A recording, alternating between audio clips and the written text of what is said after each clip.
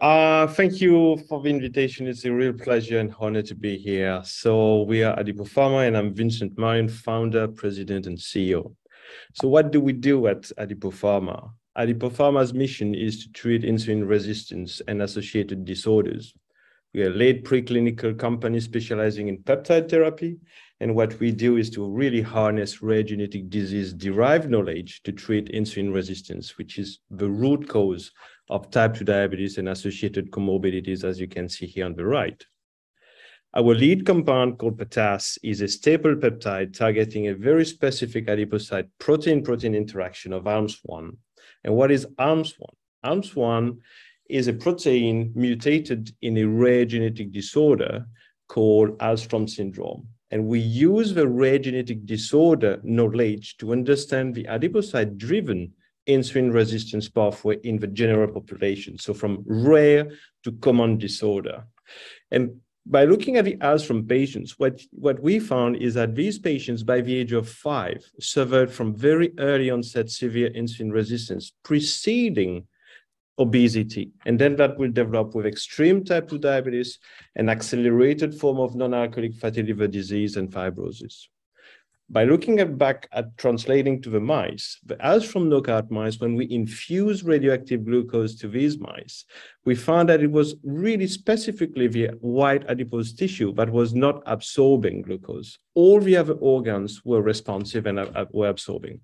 So based on that, we had the knowledge that Alstrom was playing a role in the adipose tissue, and that was translated into severe insulin resistance. Long story short, here is what we found. ARMS1 protein in the adipocyte is controlling the last step of insulin signaling that leads to GLUT4 to go to the membrane to absorb glucose that will lead to healthy de novo lipogenesis in the adipocyte. Based on that knowledge, we designed a peptide called PATAS, which is a first-in-class biologic to treat insulin resistance and associated comorbidities and in general population. That was published last month in Diabetes, where we could show that we were improving glucose intolerance in diabetic mice, but more importantly, that we had a very strong and significant dose response effect of PATAS on insulin resistance. We then checked that on the comorbidities and used the Japanese stem mouse model, which is one of the most aggressive NASH model we have. We found that we reduced by 60% liver steatosis and by 40% liver fibrosis. When we looked at the pancreas, we found a very fascinating effect that when you're type 2 diabetic and you get insulin resistance, you have this plaque which forms around the islets, which basically chokes down the beta cell, which cannot secrete this insulin to the bloodstream. We found that PATAS treatment over 6 weeks were actually removing this plaque, hence allowing the pancreatic beta cells to function properly and preventing overloading of insulin that would lead to death of the pancreatic cells. So, but coming back to the real reason of how the adipose tissue is driving this insulin resistance, we went to go for transcriptomic analysis of the human adipose tissue versus the mouse adipose tissue of these Alstrom mice. And when we did the comparison of differentially expressed gene curated for insulin-resistant gene, every time, both in humans and mice, we found back a fatty acid transport protein isoform 2. So fatty acid transport protein 2 is increased expression, is associated and predicts whole body insulin resistance in mice and humans. And what does FATP2 is important for? First, we'll look what is the effect of PATAS, our peptide, on expression of all these FATPs, because you have 6 different isoforms of FATPs. And what we found is that our treatment was really specifically decreasing the FATP2, which is the gene related to insulin resistance, in the adipose tissue when you were bringing back glucose inside the cell. So based on this, and a long story short, what we discovered is that when your adipocyte is no longer absorbing glucose, it's regulating FATP2 to absorb glucose, to absorb lipid. But when you treat it with PATAS, that will target ARMS1 and alpha-PKC protein-protein interaction, you will lead back to a glucose entry mediated by GLUT4. The dysfunctional adipocyte is getting back its healthy physiological fuel, which is glucose, hence restarting de novo lipogenesis, repressing the FAT-P2 dependence of the adipocyte. With healthy lipogenesis, we saw that there were healthy lipids being secreted to the rest of the body, hence driving down whole body insulin resistance, type 2 diabetes, non-alcoholic fatty liver disease, and metabolic syndrome at large. So this is exactly what we have. Restoring glucose absorption restores physiological usage of glucose, and that drives insulin resistance down. So, but what exactly FAT-P2 is related for? And very recently, in April 2022, it was shown that FAT-P2 physically interacts with ceramide synthase to promote ceramide synthesis. And actually, all FAT-Ps interacts with the ceramide synthase enzymes that will lead to ceramide production. And ceramide production, when you have an accumulation in the liver, for instance, you get severe insulin resistance. FAT-P2 is a transporter which allows this to happen, together with the other FAT-Ps. And obviously, what is ceramides? And ceramides have been major drivers known to be insulin resistance and cardiovascular disease recently. Papers coming out showing that cholesterol, the devil you know, ceramide, the devil you don't. Lots of more papers coming out showing that there's a direct correlation with ceramides and insulin resistance and cardiovascular disease. And very recently, like 2 months ago, what they found is that following gastric bypass, the ceramide serum, so in circulation, would actually demarcate patients would go for diabetic remission. So basically, if you would have low circulating ceramides after gastric bypass, you would have diabetic remission. And if you would have high level of ceramides in circulation, you would have you would still have diabetes. How does that correlate PATAS with ceramide synthase? You also have 6 ceramide synthase isoforms, ceramide 1 to 6.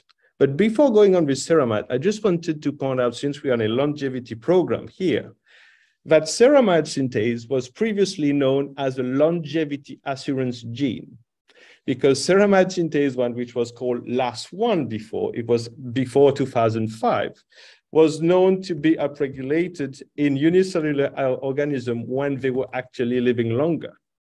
So, but now coming back to the recent activity of ceramide synthase. Ceramide synthesis in the adipocyte is what we call the nexus of inflammation and metabolic disease, because they secrete it and then they actually drag along the other organs to come in. And as everything, size always matter. Insulin resistance is induced by primary C16 ceramides, so short chain ceramides. And C16s are synthesized by ceramide synthase 6. And when you look at GWAS studies, you find that ceramide synthase 2 are usually protective because loss of function mutation are related with high glucose and diabetic kidney disease. So as you can see from this study in the diabetic obese mice, is that PATAS gives a coordinated change in ceramide synthase, decreasing the production of short and allowing the good ones to be seen. Obviously, we have data for liver and muscle, which due to time consideration, I won't be touching on this, but they are the same kind of coordinated changes that we see in ceramide synthesis in all these glucose insulin resistant organs.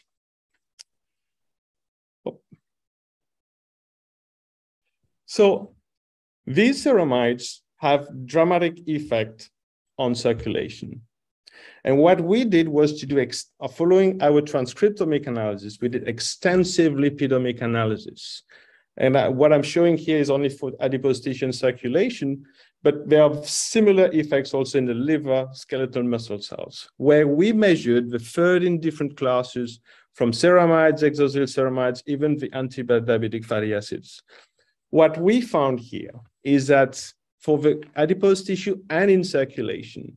Both ceramides and primarily exosyl ceramides, this family were decreased in the adipocyte, whereas in circulation, we had a 1.3-fold decrease, accounting for a 30% decrease in circulation of both ceramides and exosyl ceramides following PATAS administration. So really now, what we have is, how do we compare with the emerging blockbusters? Because there's a lot of people, and especially one is the recently FDA approved drug, which is tirzepatide. So by looking at tirzepatide, for instance, and the phase 2 data published, we found that ceramides in these phase 2 patients, you had a approximately 5% decrease in circulation. So, and the reason came out suggesting why you would have such a little effect, keeping in mind that adipocytes are the drivers, were published by the chief editor of Diabetes himself, D'Alesio, where he basically mapped in the different fractions of the adipose tissue, the expression of GIP, GLP-1 and GLP-2 receptor, and obviously the adiponectin. And what you see, the adipocyte, which are the major producer of the ceramides for the body, do not express GIP, do not express GLP-1 or GLP-2 receptor.